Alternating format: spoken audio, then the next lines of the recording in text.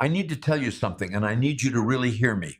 That thing you're chasing, the money, the promotion, the house, the body, the respect, Whatever it is that you think is going to finally make your life work, it's not going to give you what you think it will. I'm William, 77 years old, and I spent 50 years of my life running after things that were never going to fill the hole I was trying to fill.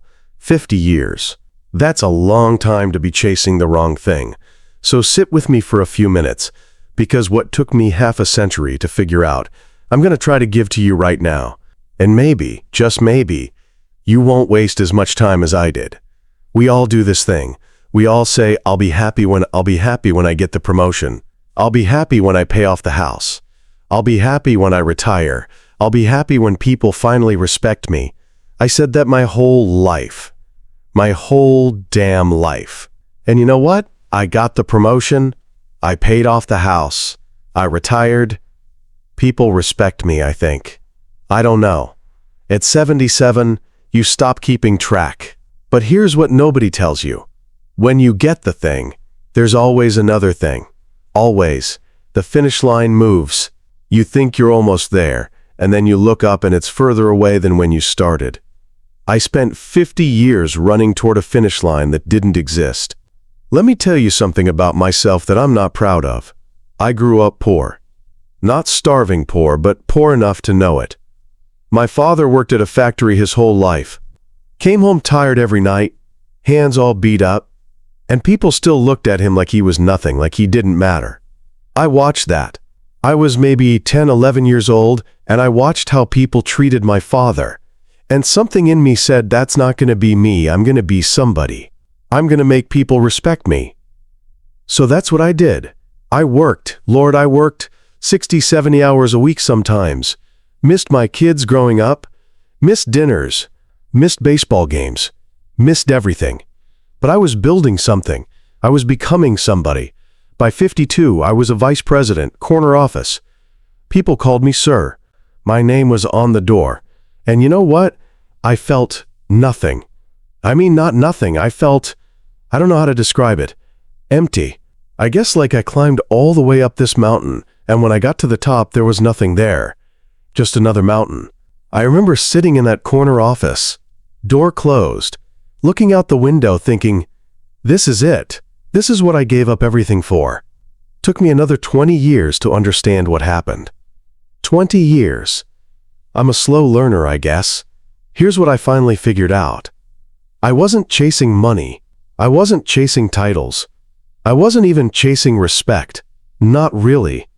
I was chasing a feeling. I wanted to feel like I was enough, like I mattered, like I was worthy of being here. That's what I was really after. And I thought if I just achieved enough, if I just climbed high enough, I'd finally feel it. But you can't get that feeling from a job title. You can't get it from a paycheck. You can't get it from people calling you sir. That feeling, the feeling of being enough. I could have given that to myself the whole time. I didn't need anyone's permission. I didn't need to earn it. I just needed to decide. Decide that I was worthy, that I mattered, that I was enough exactly as I was. I could have done that at 25. Instead, I did it at 73. 48 years wasted, chasing something that was already mine. My marriage followed the same pattern, just a different story. I believed that if I provided enough, if I gave my wife the house, the cars, the nice things, then she'd be happy. We'd be happy. That was my job, wasn't it, to provide? And provide I did. I provided, and I provided, and I provided, pouring everything I had into a marriage I thought could be bought. But you know what my wife actually wanted? She wanted me present listening there, and I wasn't. I was at work, or thinking about work, or too tired from work to be any kind of company. We almost split up when I was about 48. And it wasn't because I wasn't successful. It was because I was gone. Even when I was home, I was gone. She told me once, I remember this clear as anything. She said, William, I don't need the money. I need you. I need you to look at me. I need you to hear me. I need you to be here. And I didn't understand. I thought I was being here. I was paying the bills, wasn't I? I was keeping a roof over our heads. Took me a long time to understand the difference between providing for someone and being present with someone. They're not the same thing. Not even close. I'm 77 now. Most of my friends are around my age. Some older, some younger. A few of them are gone already. And I've noticed something interesting. The ones who are miserable, they're still chasing, still comparing, still keeping score. I got a friend. He's 84 years old, and he's still mad that his neighbor has a nicer car.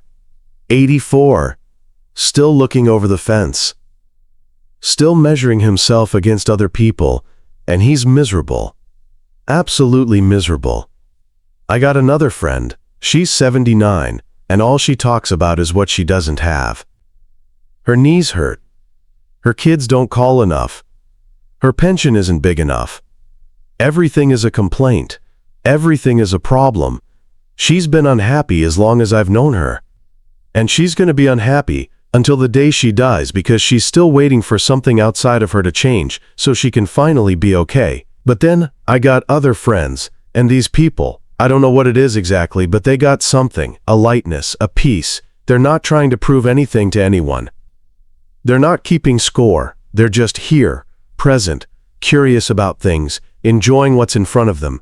My friend Earl, he's 86, and this man is the happiest person I know. He doesn't have much. Little apartment, fixed income, health isn't great, but he wakes up every morning grateful. He's always learning something new, reading something, asking questions about things. He told me once, he said, "William, I spent 60 years trying to be somebody. Now I'm just trying to be here, and it's so much better." That's the difference. It's not money. It's not health.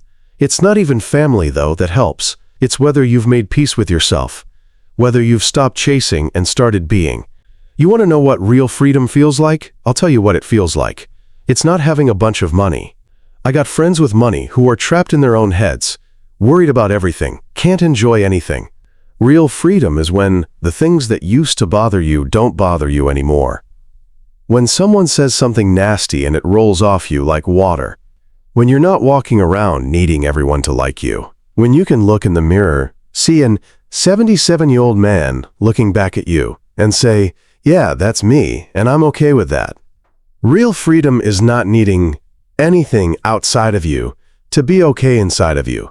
And that, my friend, that takes most people a lifetime to figure out. Some people never figure it out. They die still chasing, still waiting, still believing happiness is just around the next corner. Here's the trap, and I want you to really grasp this.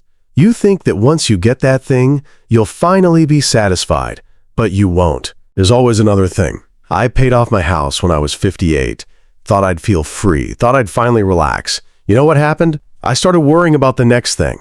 Retirement savings, healthcare costs. What if the market crashes? What if this? What if that?